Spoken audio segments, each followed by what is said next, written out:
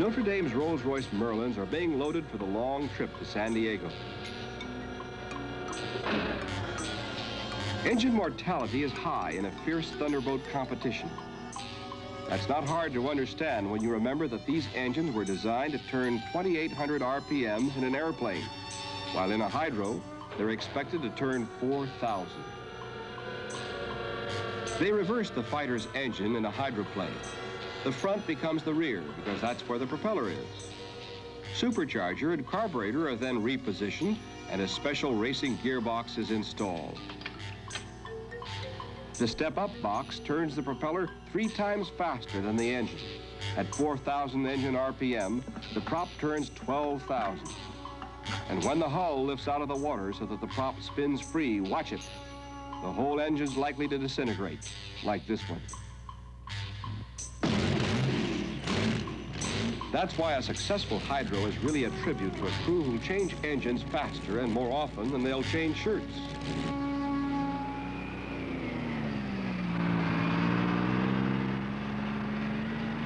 Boats begin to arrive at the San Diego pits about 4 days before the race. Sometime in those 4 days, each boat must qualify by completing 3 consecutive laps of the 2.5-mile course at or above an average 95 miles per hour.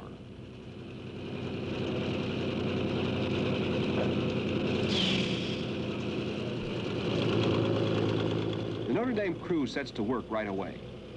All the tools and parts that were so carefully packed in Seattle are now unloaded and ready for use. By the end of the next 5 days, Notre Dame's crewmen will feel like they performed this operation 1,000 times.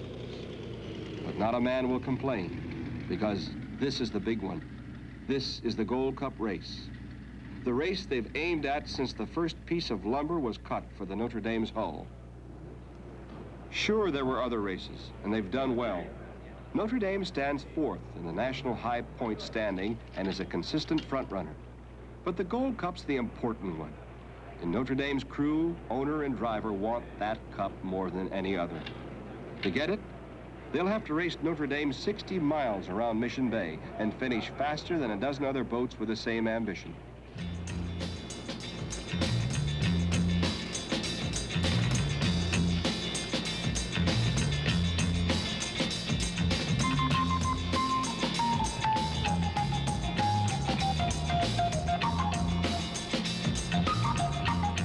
Borgerson's crew make a few final adjustments to the big Rolls-Royce engine. Then Notre Dame is ready to be lifted into her natural habitat.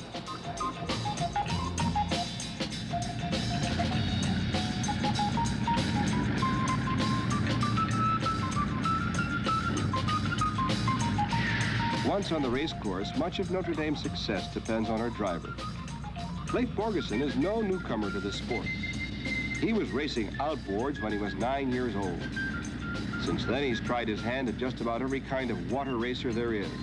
Outboards, limited inboards of all descriptions, and now U-Hydro.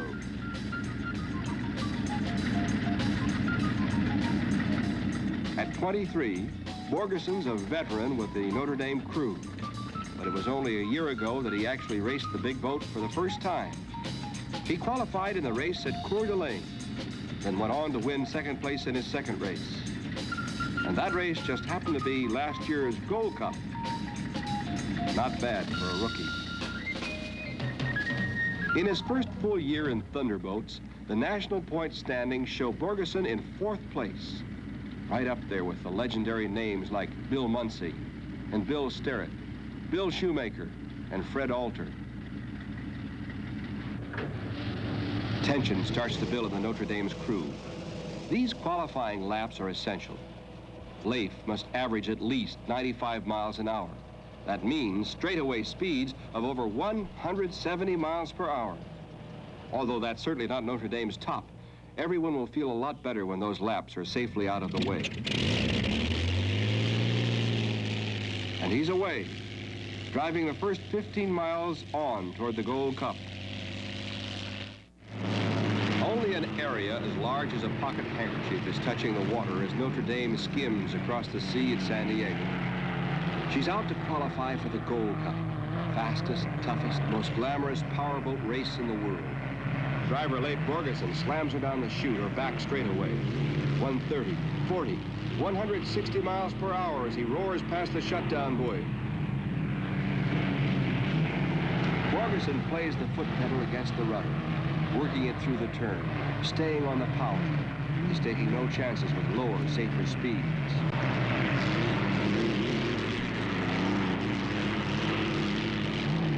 Other boats thunder out of the pits for their practice and qualifying laps.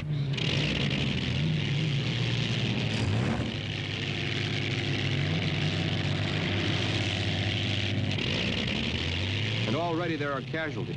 Overheated engines that have blown up, shattered rods, broken superchargers. Some highly tuned fighter plane engines don't last long in this punishing sport.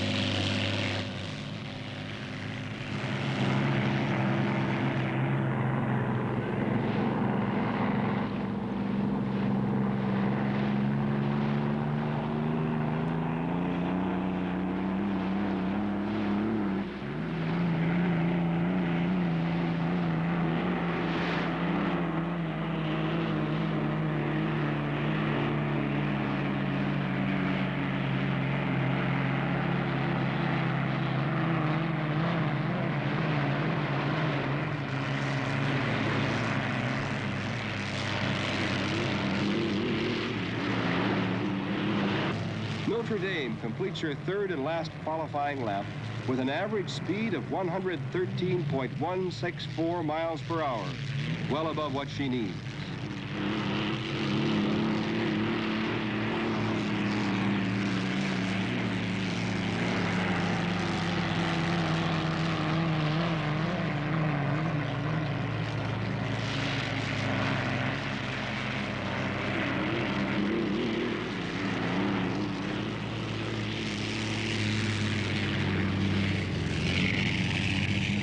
Leif's pleased with Notre Dame's qualifying performance.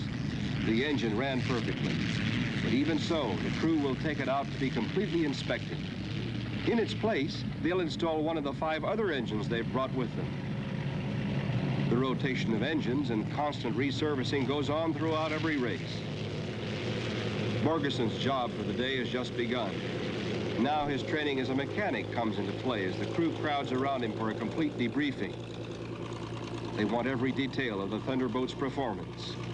Everything that doesn't sound just right is checked immediately. Bob Miller drove the second heat. Find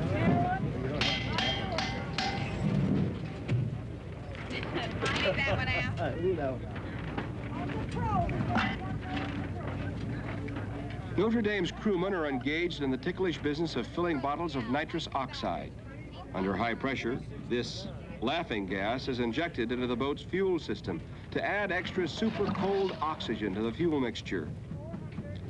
The output is controlled by a switch in the cockpit, and it's up to Borgeson to judge where and when he most needs that rocket-like kick that will send Notre Dame surging to speeds of 170 or more.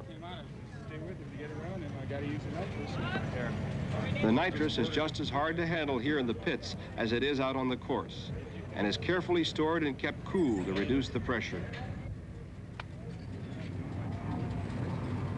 Notre Dame has her new engine in place, and with everything checked out, she's all set to go again.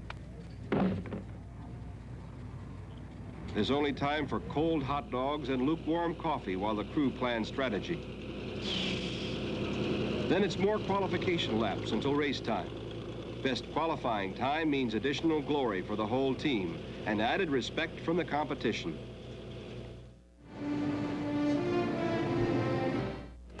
Excitement builds on the beach at San Diego as crowds gather for the spectacle of the American Powerboat Association Gold Cup race. All right, we're going now for 3A here. 3A.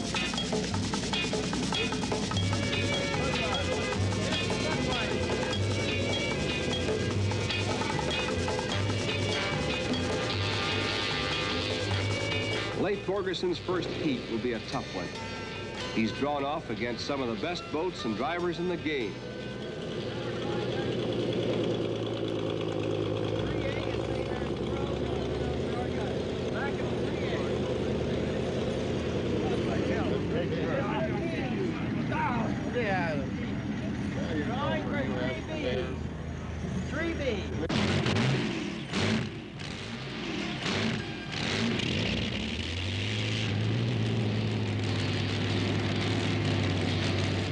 Notre Dame's owner, Shirley Mendelson McDonald, wants a gold cup this afternoon to match the one earned by her father's Notre Dame back in 1937.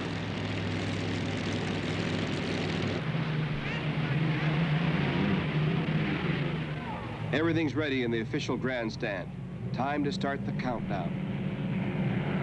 The name of the game is to hit that starting line first and fastest, at the instant the clock blacks itself out. But jump the clock, and you get a penalty lap, an extra 2.5 miles added to your race. That practically eliminates a boat, and proves why in hydro racing the start is all important.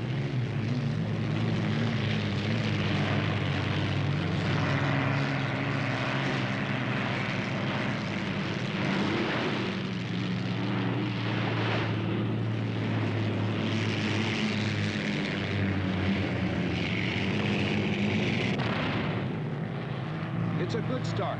No penalty laps assigned, and they're off on the first of 6 2.5-mile laps. That gigantic rooster tail can be a potent weapon in the hands of a competitive driver.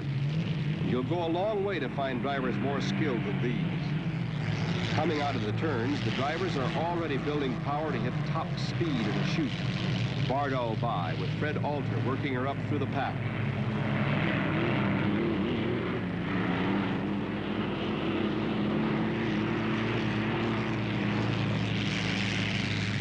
Leif Borgerson is doing well, and Notre Dame surges ahead, breaking free of the competitive weights. But Miss Bardot's not far behind, dueling with Miss Budweiser for a chance to move in on Notre Dame.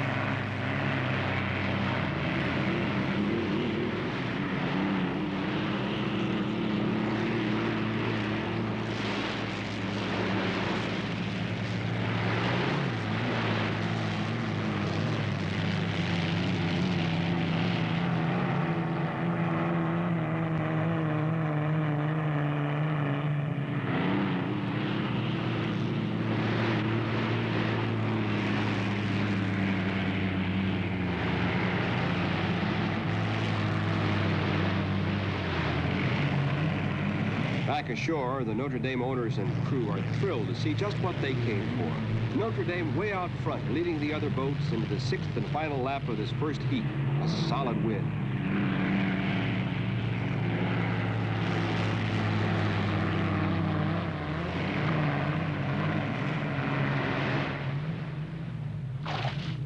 As Borgerson brings Notre Dame back to the pits, other boats leave for the next heat.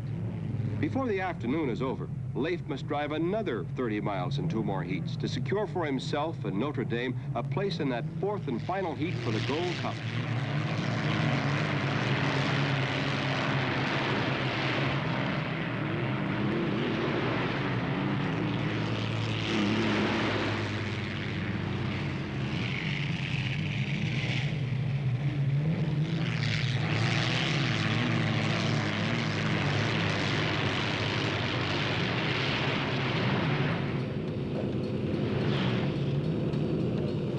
For Leif, there is roughly an hour between heats.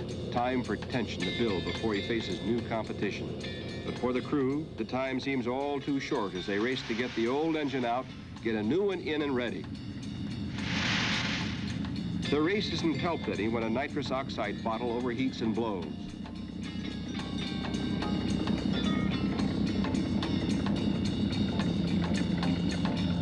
Bad luck settles on the Notre Dame crew when Borgerson runs into engine trouble during his second heat.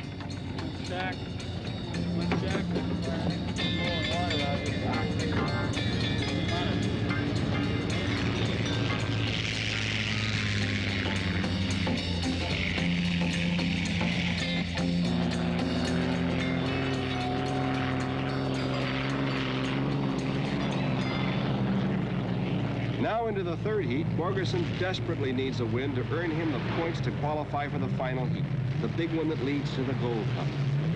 And he may just have that win. Notre Dame looks that good. Grueling competition takes its toll.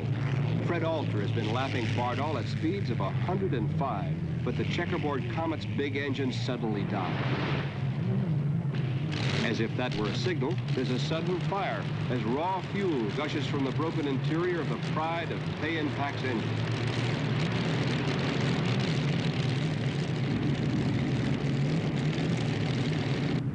Then all the bad luck catches Notre Dame at one time.